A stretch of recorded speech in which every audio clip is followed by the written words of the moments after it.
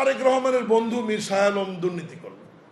তারেক রহমানের বন্ধু মীর শাহ আলমের সম্পদ 8 গুণ বাড়ল। তারেক রহমানের আমি বন্ধু না, আমি বিএনপির সাধারণ একজন কর্মী। তারেক রহমানের বন্ধু মীর শাহ আলম এটা করলো, এই জিনিসটা আমি এবং আমার পরিবার বা সমাজের অন্য মানুষ নিশ্চয়ই ভালোভাবে নেবেন না। যে মহাস্থান থেকে শিখবন্ধ রাস্তা খাই খন্দকে ভরা, অবহেলিত রাস্তা, মানুষ এটা সুন্দরভাবে পড়বে, তাই নাকি? দেখি ওই নিউজটাই আবার 2 দিন যদি পড়েন যে 50 লক্ষ টাকায় সুন্দর রাস্তার নির্মাণ, হ্যাঁ, এটা তো দায়িত্ব করবেই।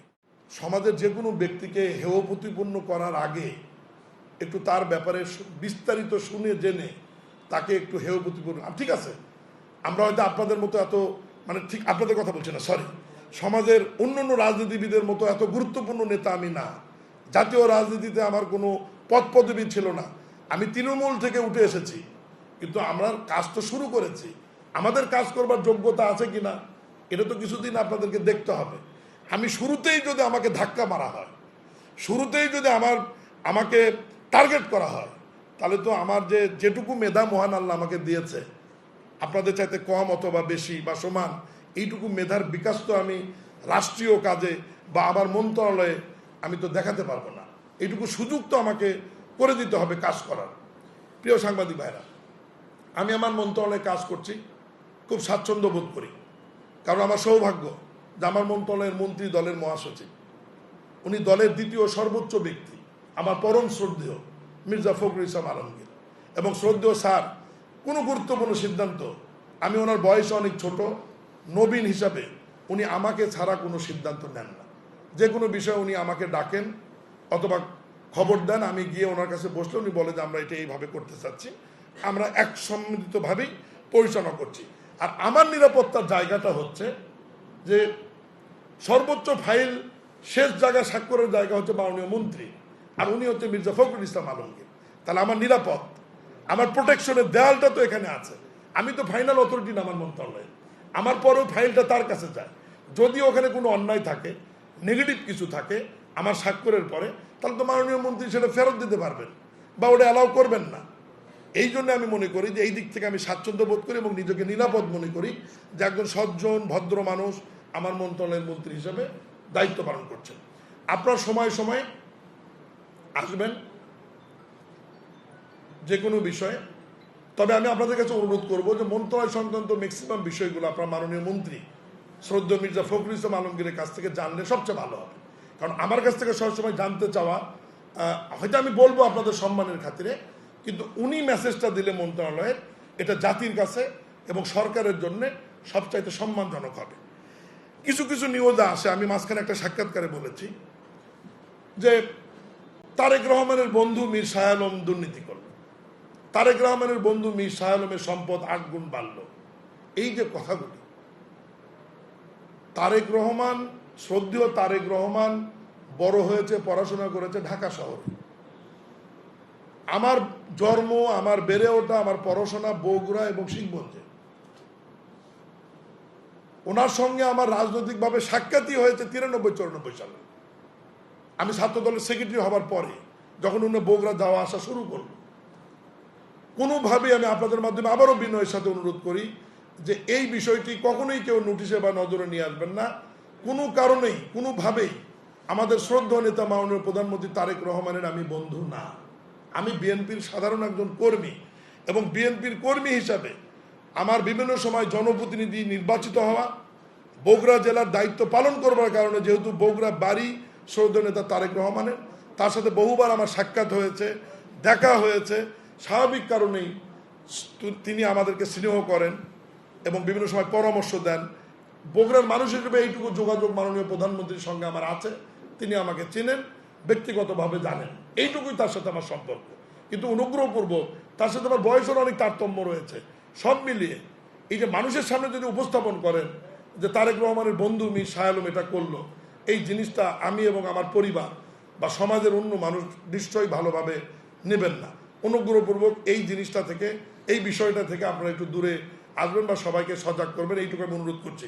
আমার মনে হয় কথায় কথায় আজকে অনেক কথা বলে ফেলছি, তবে আপনাদের কাছে বিনয়ের সাথে আর একটা অনুরোধ করব, এর মধ্যে কিছু কথা ভালো আছে, মন্দও আছে। আপনারা তো সব মেধাবী, ট্যালেন্ট সাংবাদিক, কেউ কেউ আছে যে আগের কথা বাদ দিয়ে মাঝখান কাটকার রাখে, আবার শেষেরটা বাদ দেয়, ফলে হয় কি ওটা অ্যাটাকিং হয়ে যায়, বা মনে হয় যে আমি একটা দোষারোপের মতো কিছু করে ফেলছি। দয়া করে এই জিনিসটা ভাই করবেন না। আমার কথা যেটুকু বলছি ওটা সম্পূর্ণটা শেষ করে মানুষকে শোনাবেন, আমার কোনো সমস্যা নেই।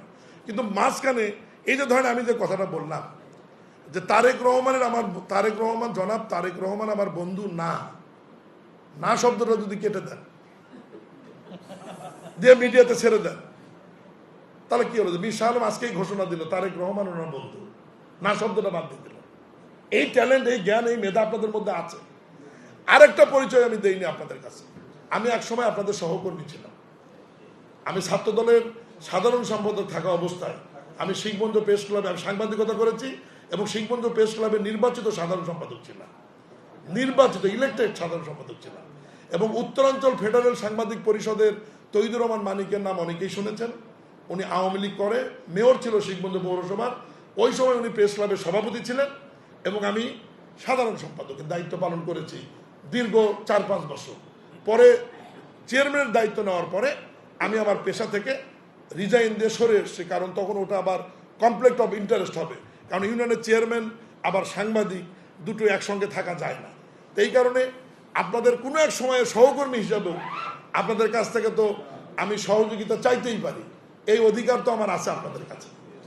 আর দ্বিতীয়ত সভাপতি মহোদয় যেটা বলেছে যে আপনাদের কল্যাণ ফান্ডের বিষয়ে, আমার ব্যবসা প্রতিষ্ঠান থেকে একটি সামাজিক খাত রয়েছে যেটা আমি গোপনে বহু ছাত্রছাত্রীদের মেডিকেল পড়ার ব্যাপারে আমি সহায়তা করি, গোপনে বুয়েটে পড়ার ব্যাপারে সহায়তা করি, ইউনিভার্সিটির ভর্তির ব্যাপারে সহযোগিতা করি, আমি চিকিৎসার ব্যাপারে সহায়তা করি। এবং আমার উপজেলার সাংবাদিকদের আপনি জিজ্ঞাসা করবেন যে তাদের যে কোনো বিষয়ে তাদের জন্য আলাদা ওটা ঘোষণায় দেওয়া আছে, তাদের চিকিৎসা বিভিন্ন বিষয়ে, তারপর তাদের সন্তানের বিয়েতে এই ব্যাপারে আমি সহায়তা করি। আমার ওই সামাজিক ফান্ড থেকে আপনাদের কল্যাণ তহবিলে আমি রেকর্ডেড করব না, আমি ঘোষণা দেব না, আমি অ্যাকাউন্টে টাকা জমা দেব এবং যেটা জমা দেব এইটুকু বলতে চাই যে কল্যাণ তহবিল হেলদি হবে এবং আপনারা খুশি হবেন ইনশাআল্লাহ। শেষ কথা হচ্ছে যে আমার সমসাময়িক কালে আলোচনা এবং সমালোচনাতে আমি কিন্তু খুব একটা অসন্তুষ্ট না। এই কারণেই অনেকে আমাকে চিনত না যে মীর শাহ আলম কে। যে কারণেই হোক, অন্তত পক্ষে দেশবাসী মানুষ আলোচনা এবং সমালোচনার মাধ্যমে আমাকে চিনেছে। তবে ভালো দিকটা মানুষ অবশ্যই পরবর্তীতে জানতে পারবে। তবে আমি এইটুকু বলি, আপনারা যারা সাংবাদিক পেশায় আসেন, আপনারা যদি কাউকে ধরতে চান আমাদের মতো রাজনীতিবিদদের, আমাদের তো কম বেশি ভুল ত্রুটি আছে, বিরুদ্ধে নিউজ করা কিন্তু কোনো ব্যাপার না, করা যাবে। আর আমাদের দেশের মানুষের ভালো নিউজ অবশ্য কেউ দেখেও না। যদি আপনি নিউজ করেন, আমি সাংবাদিকতা করেছি তো এই কারণে বলছি যে মহাস্থান থেকে শিখবন্ধু রাস্তা খাই খন্দকে ভরা, অবহেলিত রাস্তা, মানুষ এটা সুন্দরভাবে পড়বে, তাই নাকি? দেখি ওই নিউজটাই আবার 2 দিন যদি পড়েন যে 50 লক্ষ টাকায় সুন্দর রাস্তার নির্মাণ, হ্যাঁ এটা তোর দায়িত্ব করবেই, এটা কিন্তু মানুষ করবে না। তো যাই হোক, আমি আপনাদের কাছ থেকে আমার মন্ত্রণালয়ের দায়িত্ব পালনের ব্যাপারে এবং রাজনৈতিকভাবে সামাজিকভাবে বিনয়ের সাথে আপনাদের কাছে আমি সহযোগিতা চাই।